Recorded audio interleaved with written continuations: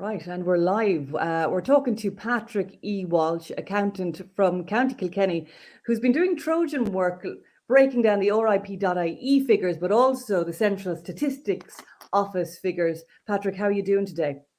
I'm very good, Ashley. Thanks for having me on. I've been looking at your Substack article, I've been breaking it down, and I've got to say, if I didn't really sit down and concentrate on it today, I think there would have been an element of cognitive dissonance with me because it's highly alarming what is going on. And I think more so because the mainstream media is ignoring this huge elephant in the room. And we have Leo Varadkar there in the Dáil answering Matty McGrath. And he said, no, we don't have excess death rate over the past few years. Now, you would say something, it's not you, it's the Central Statistics Office. You've been breaking down the numbers for us. So what do you say to Leo Varadkar, who says, no, there are no excess mortality rates over the past few years? Well, the short answer to that is there is, of course. And the Central Statistics Office figures for 2022, when compared to the 3 years before 2019, show a 15% increase. Now, that's a simple fact. And we can get into talking about why Leo Varadkar is doing what he's doing. That's another story altogether. But he knows that there is excess deaths. He stood up on the Dáil in February and acknowledged it and asked for an investigation by the Chief Medical Officer, Professor Breda Smith. And we've heard nothing since. He hasn't mentioned it since. So he knows there's excess deaths. People in the Dáil knows there's excess deaths. And I did a Substack on it at the end of May, just highlighting this fact, and none of it appeared. This is 15%. I just highlight how much 15% is. In the pandemic year, I think the increase was 3%. This is the year they told us people were dying left, right, and centre. We've got to lock up everyone. You cannot go out because we have this unbelievable death rate. It was 3%. In 2022, comparing it to the 3 years to 17, 18, 19, the increase is 15%. And this is per the Central Statistics Office figures, their own figures. And on the day those figures came out, I think it was in May, was there a big brouhaha in the mainstream media? Was it headline news? Because we know they shut down the whole country for that 3% excess in mortality. The whole country was shut down. We had the lockdowns. People weren't allowed to travel. People weren't allowed to go to work. And it was extreme measures. And then, of course, if you weren't jabbed, there was the discrimination that went with all of that. So now we have this 15% increase. And what do we have in the newspapers or on the 6-1 News, the 9 o'clock on Virgin Media? What do we have? Well, they came out, I think, on the 26th of May, Ashley, and I was down in Fermoy at the time. But I knew it was coming. I'd been interviewed by Razor's Edge that week. And like I knew I would have had all the figures. They released them by quarter. So it was the last quarter figures that were coming out. So I had my figures prepared, and I know what had gone through in RIP.ie for Kilkenny in December, and it was absolute carnage. At one point in December for Kilkenny, it was so bad, I decided to do the figures for 19 days, and I compared it to 19 days in 2019, and the deaths were up 100%. Now, it ended up at about 78% increase for December. Now, these figures did not show up in the Central Statistics Office, but I'm not calling a fix there or anything. They could have done it and they might, whatever. Because the Central Statistics Office figures are registered deaths. So people have a certain amount of time to register the deaths. And if people die over Christmas, you might be in a hurry to get all this done. So we'll just park that aside. But the figures come out at the end of May. And I did a Substack on it. And it black and white, 15%. I dug deeper today on the figures, but that's a different point. We were talking about 15% excess deaths. Now, I don't follow mainstream media or news or anything like that, but I made the effort to see did it appear anywhere. It did not appear anywhere in any newspaper, RTE, Virgin Media, any of these places. It appeared nowhere. Which is highly alarming, isn't it? I mean, for anybody new to this, because I've certainly been watching the mainstream media because I've been part of it. And it's absolutely shocking the way they have covered the so-called pandemic with the 3% excess mortality rate. And then, of course, all the pressure and coercion to get people injected. And it's just been shocking to try and warn people what has happened, that they're bought and paid for. There's been a giant shift. You're not getting both sides of the story. You're getting this one-sided propaganda that is dangerous for people, but they don't realize it because they've got these faces on their TV screens that they've known for years and years, and there's that trust there. And it's been tragic and sad to see this because people trust them, and it's been built up over years and years, and nobody has told the public, wait a second, something's happened. You're not getting the full story. And I think this is the big deal for us, because when we are trying to shout from the sidelines, people are saying, well, RIP data, that could be duplications, that could be this, that could be that. But with the Central Statistics Office data, this is actually coming through official channels. That's true, Aisling. These are their official figures, and it's very easy for me to quote them to TDs or whatever and say, okay, this is what you're telling the people of Ireland through the Statistics Office. Now, will you please comment on it? Because your point about the mainstream media is very important. It's happened on two levels. Over, we'll say, the last 100 years, the institutions of newspapers and radio stations and TV stations have built up, and I think quite properly, a great reputation for investigating stuff. Now, maybe I'm being naive in that. And then you have, when I was growing up, Gay Byrne or any of these people in RTE, if they spoke, well, you took it as gospel.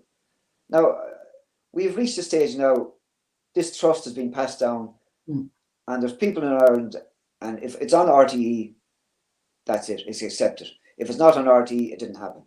But if RTE say it, or Virgin Media, the News Talk, it's just taken and they run with it. And you can't get through to certain people. They might see what's going on around them. They might accept that there is a lot of more dying than they thought. But it's a big step then for them to go, why aren't the media talking about it? Because that involves a conspiracy in inverted commas. Yeah, and they're terrified of being called a conspiracy theorist or far right. We'll throw that one in there, all these names. But let's look at some of the figures, because as you're saying in your Substack article, people are saying that's old people, and old people have always died, so it's nothing to worry about. It's just the natural way of things. So if we look at the Central Statistics Office figures, we'll start with 2020, right? So from 0 to 14 years of age, it was minus 13%. This is the year of the so-called pandemic. 15 to 64 year age bracket, it was also minus 4%. The 65 to 84 year age bracket, it was up 4%, and the 85 plus up 4%. And we know what happened in the old folks' homes, in the nursing homes, between the use of midazolam and morphine, and then there was the ventilators and all the rest. So this 4% increase for the old people is very sad, but it wouldn't indicate a pandemic or a reason to close down society. Just what's your overall view on those 2020 figures? The 2020 figures, on the face of them, there's nothing particularly unusual. They don't really stand out even compared to the previous year. And we were talking about a pandemic. So, I mean, the overall excess death rate for 2020, never mind breaking it down, was 3% compared to the 3 years before that. So, that's not an awful lot. And considering what went on in the nursing homes and people dying, I wouldn't dispute those figures too much. The only thing I would say is a lot of the people who were dying, the older people, they might have died anyway, and that's what it looks like by the figures. But their death was brought forward to April or May because there's a spike around that time, which is just, it's shocking. If all this, what went on over these last 3 or 4 years is ever investigated in Ireland, it's got to start there, what happened in April and May. If even just to put people's minds at rest to say, listen, there was a spike in deaths, but this is what happened. But you cannot ignore what was there. All right, we're going to move on to the 2021 figures, right? So 0 to 14, minus 12%. 15 to 64 year age bracket was up 4%. 65 to 84 year age bracket up 8%. And the 85 plus, it was up 7%. So that was an overall 7% increase. So it's starting to get worrisome now for the 15 to 64 year age bracket. 4% increase. Well, actually, I want to make 2 points before we talk about these figures. The first thing is, they are the age groups the age brackets you've spoke about there are what I didn't make them up. That's from the central CSO office.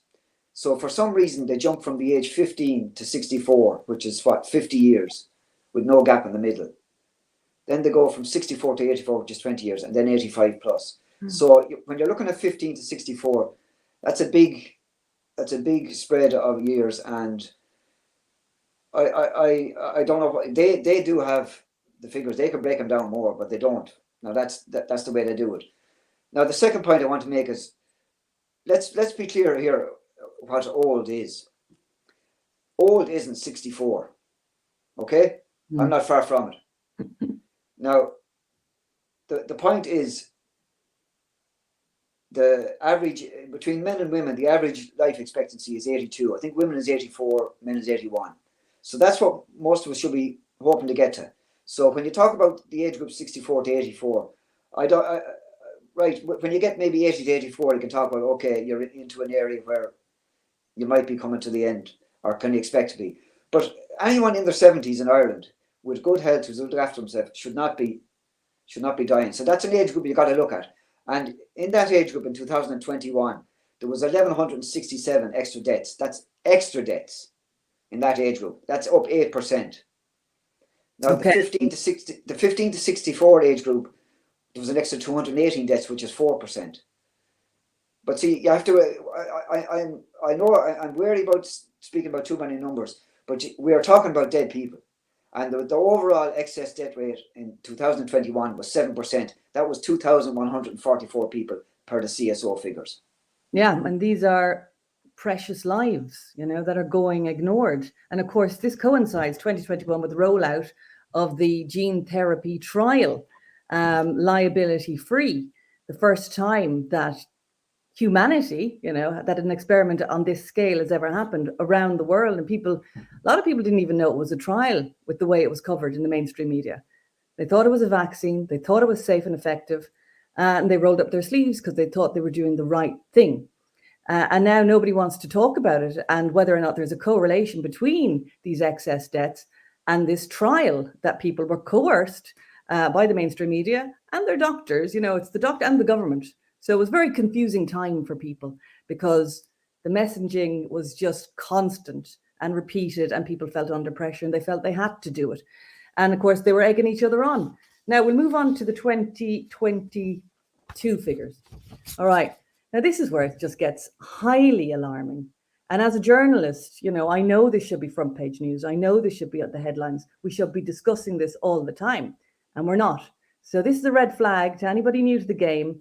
Anybody who's kind of looking at even the immigrant issue and wondering, why are they calling people right-wing fascists? They were calling us the conspiracy theorists. It's how they shut down conversation. Okay, 2022, 0 to 14, it's minus 3%. So that's good news, okay, for the young ones. 15 to 64 age bracket. Now, this is highly alarming. It's up 9%. 65 to the 84-year age bracket, it's up 16%. And the 85-year plus, up 16%. Overall, up 15% excess mortality. That's shocking. It is shocking, actually. And I published those figures back at the end of May. And I just want to, you've calling out the percentages there. I want to say in numbers what the percentages mean. The 15 to 64 age group, a 9% increase is 500 extra, not 500 dead people, extra dead people in that age group. In the 64 to 84 age group, there was a 16% increase, and that was 2,288 extra. And in the 85 plus age group, 16% increase again, and that was 1,786 extra.